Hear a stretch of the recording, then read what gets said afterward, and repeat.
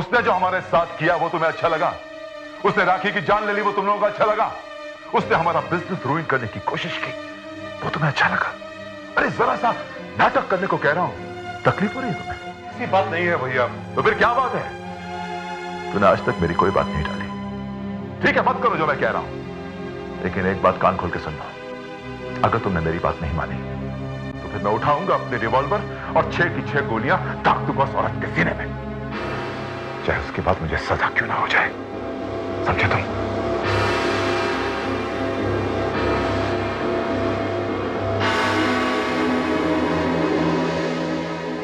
संजय, नाराज मत हो ना उन पर।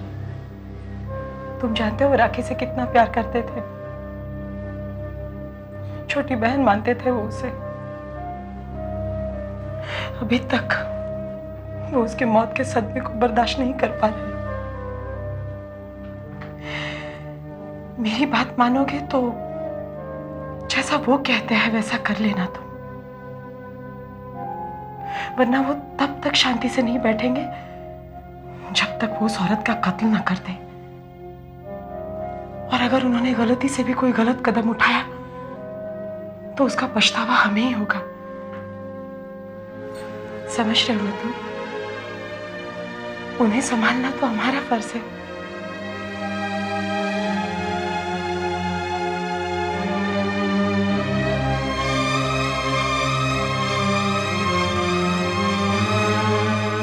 क्या वो तुमसे मिलने आया था?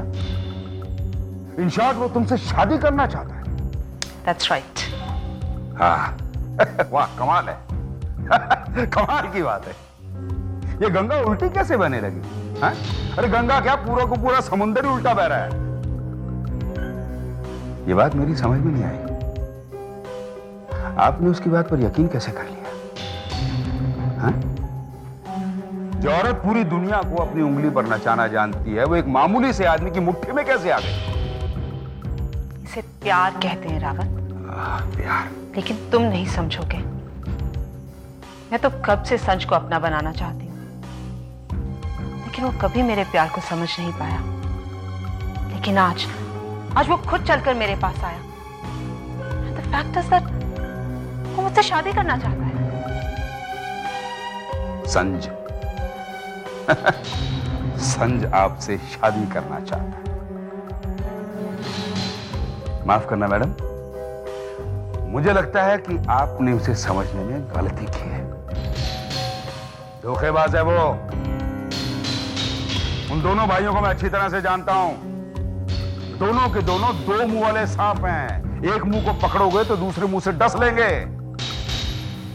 उनका भरोसा करना ठीक नहीं है। बस रावत, मुझे तुमसे कुछ और नहीं सुनना। शायद तुम भूल रहे हो ये मेरा पर्सनल मैटर है। तुम्हें इससे कुछ लेना देना नहीं। मैं सन से प्यार करती हूँ और मुझे उसके प्यार पर पूरा भरोसा है। बिल्कुल ठीक कहा। मर्जी आपकी है, बिजनेस आपका है, जिंदगी आपकी है। आप शादी करें ना करें उससे रावत को क्या लेना देना? कुछ नहीं लेना देना रावत को। लेकिन एक बात मैं कह दूं, धोखा खाएंगी आप, धोखा। अब मैं संज के साथ रहकर धोखा खाऊं या खुश रहूं, ये तो मेरी किस्मत है। इसमें प्लीज मुझे आपकी सलाह की जरूरत नहीं है। और शायद तुम भूल रहे हो, मुझे क्या करना है मैं बहुत अच्छी तरीके से जानती हूं। मैं खेल बाद में खेलती हूं, लेकिन हार जीत का फैसला बहुत पहले से तय कर लेती हूं। Remember that.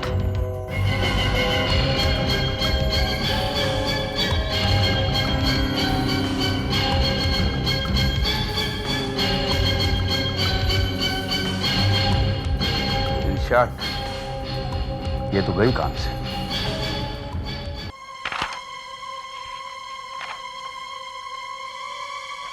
मेरे हिसाब से पेपर सारे ओके हैं और बात भी पक्की समझिए, लेकिन फिर भी मैं ये पेपर्स अपने वकील से चेक करवाना चाहूंगा। ठीक है, आप अपनी तसल्ली कर लीजिए। वैसे अनुराधा जब बिजनेस करती है तो सिर्फ बिजनेस करती है, और जब बेईमानी पर उतर आती है तो बेईमान भी उससे पनाह मांगते हैं। ये आप कैसी बात कर रही हैं मैडम? भला मैं आपको बेईमान कह सकता हूं, लेकिन मोहतरमा, बिजनेस के कुछ असूल होते हैं और बिजनेस का पहला असूल ये कहता है कि बिजनेस करते वक्त अपने बाप पर भी भरोसा नहीं करना चाहिए।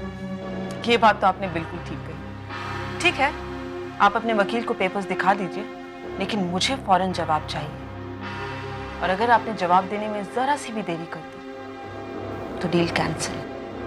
तो क्या है ना कि मैं आउट ऑफ इंडिया जा रही हूँ, मुझे पैसों की सख्त जरूरत है, और अगर मैं 15 दिनों के अंदर अंदर वहां पर नहीं पहुंची तो मेरा बहुत नुकसान हो जाएगा। आप फिक्र मत कीजिए मैडम, आपने मुझसे सौदा किया है, मुझसे, और जो मुझसे सौदा करते हैं उन्हें कभी नुकसान नहीं होने देता। I hope so. ये क्या किया तुमने? तुमने उन्हें 15 दिन का टाइम क्यों दिया? हमारे पास इतना टाइम नहीं है, हमें इसी हफ्ते फैसला कर देना है। राणा, ये करोड़ों की बात है, तुम क्या इसे इतना आसान समझ रहे हो? आजकल तो कोई अपनी जेब से 1 रुपया नहीं निकालता और हम इससे करोड़ों निकलवा रहे हैं। देखो, अगर हम जल्दबाजी करेंगे तो इसे शक पड़ जाएगा और भाग जाएगा, और सारा का सारा सौदा धरा का धरा रह जाएगा। बहुत मुश्किल से एक बेवकूफ हमारे हाथ लगा है और मैं नहीं चाहती कि वो भाग जाए, इसलिए बी पेशेंट। अगर ये भाग गया तो सोचो हमारे करोड़ों भी गए। वो सब तो ठीक है, लेकिन बार बार मेरे दिल में एक ही बात आती है कि मुझे मेरा हिस्सा कितना मिलेगा। राणा, लगता है दौलत के नशे में तुम पागल हो गए हो। कितनी बार कहूं तुम्हारे साथ बेईमानी नहीं होगी, फिर तुम बेकार परेशान क्यों हो रहे हो? तुम मेरे दिल की बात को नहीं समझती, और वैसे भी मुझे दौलत की इतनी जरूरत भी नहीं है, क्योंकि दौलत ऐसी चीज है जिसकी वजह से बाप बेटे में, भाई भाई में तकरार होती है, और वैसे भी तुम्हारा और मेरा रिश्ता ही क्या है। इसीलिए मैंने सोचा है कि हम दौलत का बंटवारा नहीं करेंगे। ठीक है, अगर तुम्हें दौलत नहीं चाहिए तो सबकी सब मैं रख देती हूँ। तुम मेरे कहने का मतलब नहीं समझी। मैं ये कहना चाहता हूँ कि दौलत तुम्हारी भी रहे और मेरी भी रहे, बंटवारा ना हो। ये कैसे मुमकिन है? मुमकिन है, सोच के तो देखो। आई एम सॉरी, लेकिन मेरी समझ में कुछ नहीं आ रहा है। बिजनेस के अलावा तुम्हारे दिमाग में और कोई बात आती भी है? मैं इतने दिनों से तुम्हें फोन कर रहा हूँ, तुम्हारे लिए इतना बड़ा रिस्क उठाया, यहाँ तक कि अपनी नौकरी तक छोड़ दी। ये सब कुछ मैंने दौलत के लिए नहीं किया। फिर? तुम्हारे लिए अनुराधा, सिर्फ तुम्हारे लिए। मेरे लिए? लेकिन क्यों? मैं तुमसे प्यार करता हूँ, तुमसे शादी करना चाहता हूँ। तुम चुप क्यों हो? जवाब क्यों नहीं दे रही? मैं क्या कहूँ? मैंने कहा ना कि मेरी समझ में कुछ नहीं आ रहा। जानता हूं तुम बहादुर हो, हिम्मत वाली हो, मगर लड़की हो, और लड़कियां अक्सर प्यार मोहब्बत के मामले में थोड़ी शर्मीली होती है। मुझे मालूम है तुम्हें शर्म आ रही होगी। अगर तुम प्यार का इजहार करना चाहती हो तो मैं तुम्हें एक तरीका बताता हूं। मैं अपनी आंखें बंद कर लेता हूं और तुम मेरे गाल को चूम कर चले जाना।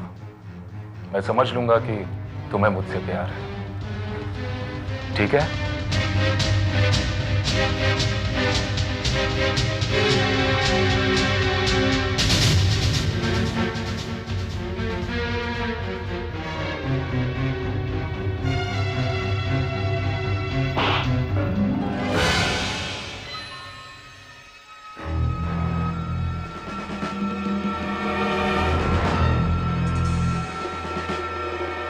ये क्या किया तुमने? तुमने मुझे इजहार करने का तरीका बताया, लेकिन अगर इजहार नहीं करना हो वो तरीका नहीं बताया, तो मैंने सोचा कि इससे अच्छा जवाब क्या हो सकता है, और इसीलिए मैंने तुम्हें ये तमाचा मारा। तुमने मुझे तमाचा मारकर अच्छा नहीं किया। क्या अच्छा है और क्या बुरा ये तुम मुझे मत सिखाओ। अगर तुम हद से आगे बढ़ोगे तो बुरा नहीं, बहुत बुरा होगा। ये मत समझना कि तुम बच जाओगी।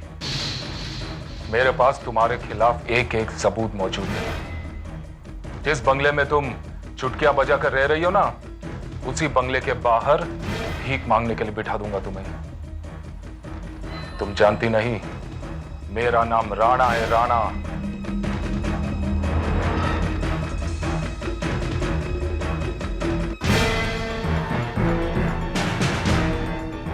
अपना नाम बता के जा रहा है। शायद भूल गया है कि मेरा नाम क्या है। मेरे खिलाफ बोलता है, मुझसे चीटिंग करता है।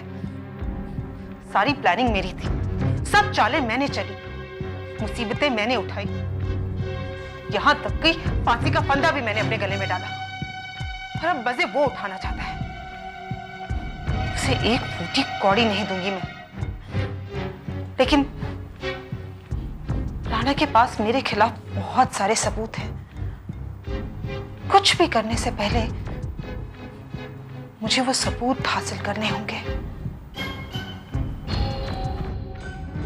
How do I do that? Ram बहन जी, अगर आप कहें तो हम अंदर आ जाऊं। कौन है आप? ताजा खबर, हमारा नाम है ताजा खबर। हर इंसान की मुसीबत के वक्त उसको कौनो न कौनो ताजा खबर सुना के उसकी सब मुसीबत दूर कर देता हूँ। क्या बकवास कर रहे हो? और तुम अंदर कैसे आए? आप हमें नहीं जानती, लेकिन हम आपको बहुत अच्छी तरह जानता हूँ। ऐसे एक दो बार हमारा आपका आमना सामना भी हो चुका है। हो सकता हो, लेकिन एक्चुअली मैं दिन में इतने लोगों को मिलती हूँ, मुझे कुछ याद नहीं रहता। ठीक कह रही हैं। जब आप अपने बारे में ही नहीं जानती हैं, तो हमें कैसे याद रखिएगा? हम चतुर्कोण खेत का मूली हूँ। ऐसे हम लोगों के लिए काम करता हूँ। आपके लिए भी कोनो काम होगा तो हमें बताइएगा। क्या काम करते हो? कोई भी काम कर लेता हूँ, जहाँ पैसा मिलता है वहीं काम कर लेता हूँ। ओह, इसका मतलब अगर तुम्हें पैसा मिले तो तुम गद्दारी भी कर सकते। छी छी छी छी छी छी छी, हम और गद्दारी? हम तो सिर्फ काम करता हूँ, काहे कि ये हमारा धंधा है और धंधा में गद्दारी नहीं होता। और आपका भी कोनो काम होगा तो वो भी कर दूंगा। वो काम चाहे पुलिस का हो, अंडरवर्ल्ड का हो, या कोनो तरह का काम हो। और अभी अभी जो सज्जन आपसे बात कर रहे थे, उस सारी बात हम सुना हूँ। कौन सज्जन? वही जो अभी अभी आपसे यहाँ पे बात कर रहे थे। ओह, तब तो वाकई तुम बहुत पहुंची हुई चीज हो। अगर पहुंचा हुआ नहीं होता तो यहाँ कैसे पहुंच जाता? नहीं तो गांव में ही हल और बैल लेकर खेती कर रहा होता और गाना गा रहा होता कि मोरे देश में धरती सोना उगले उगले हीरे मोती। चलो मान लिया, अब वाकई बहुत चतुर है। और देखा जाए तो बहुत काम के आदमी भी होते हैं। ये जो अभी हमने सुना, ये काम तो हम करवा दूंगा। और अगर कौनो इधर उधर का काम हुआ वो भी करवा दूंगा। और अगर बहुत ही आड़ा टेढ़ा काम हुआ तो हनीफ मलवारी से करवा दूंगा।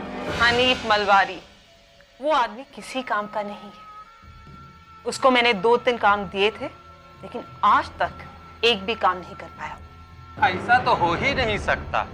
वो आदमी अपना टाइम और वक्त देखकर ही काम करता है।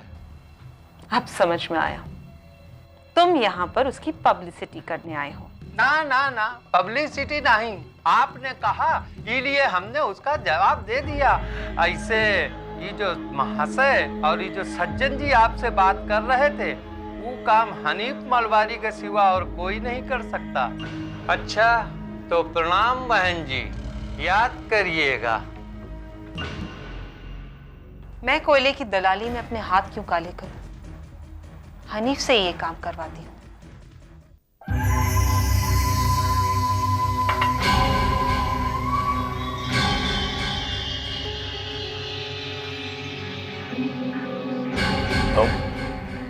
तुम इधर काहे को आया? जरूरत इंसान में हिम्मत पैदा कर देती है हनीफ भाई। आज मुझे मेरी जरूरत यहाँ पर लेकर आई है। तुम्हारा बात का क्या भरोसा? तुम मेरे को और गजेंद्र को आपस में लड़वाना चाहता था। तुम चाहता था कि हम दोनों आपस में लड़के मर जाए और मेरे को जो पैसा तुमसे लेने का है उससे तुमको छुटकारा मिल जाए। इसके बाद भी तुम इधर आ गया। कहा ना, जरूरत लेकर आई है। मैं जानती हूँ मेरा काम सिर्फ आप ही कर सकते हैं। इतना बड़ा धोखा खाने के बाद तुमने ये कैसे सोच लिया कि मैं तुम्हारा काम कर देगा? हनीफ भाई, जरा हालात देखकर बात किया कीजिए। मेरा ऐसा कोई इरादा नहीं था।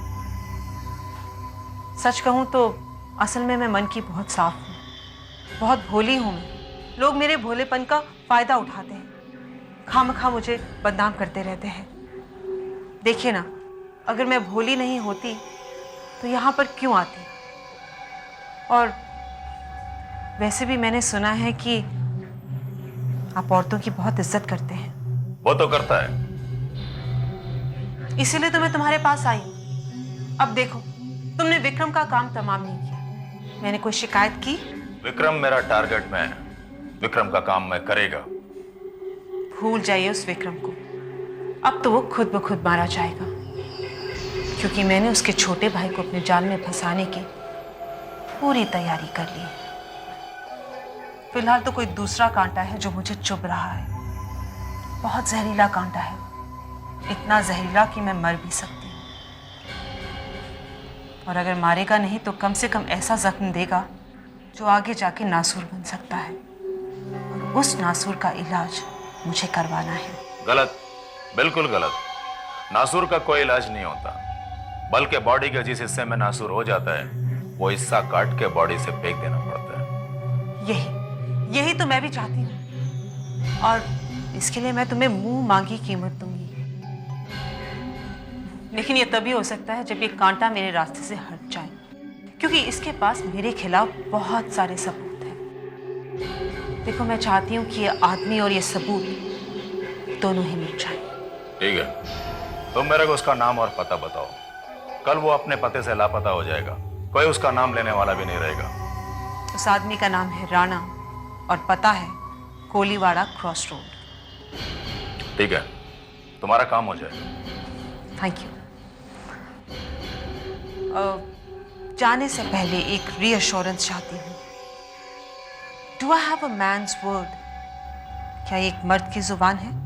मर्द का नहीं मैडम, एक बहादुर का जबान है, क्योंकि मर्द में बुज़दिल लोग भी होता है, और हनीफ अपना नाम बुज़दिल लोग में लिखवाना नहीं चाहता। आपका काम हो जाएगा। मुझे तुमसे यही उम्मीद थी। Thank you. ये क्या किया भाई आपने? हाँ, आपने फिर इस औरत की बात मान ली, जबकि आप जानते हैं कि पिछली बार इसने कितना बड़ा धोखा दिया था, कितनी बड़ी गद्दारी की थी, हमें मारने की साजिश तक रची थी, और हम लोग तो इसे उड़ाने वाले थे। पकिया, तेरे को मेरी जगह पर आने के लिए अभी बहुत टाइम लगेगा।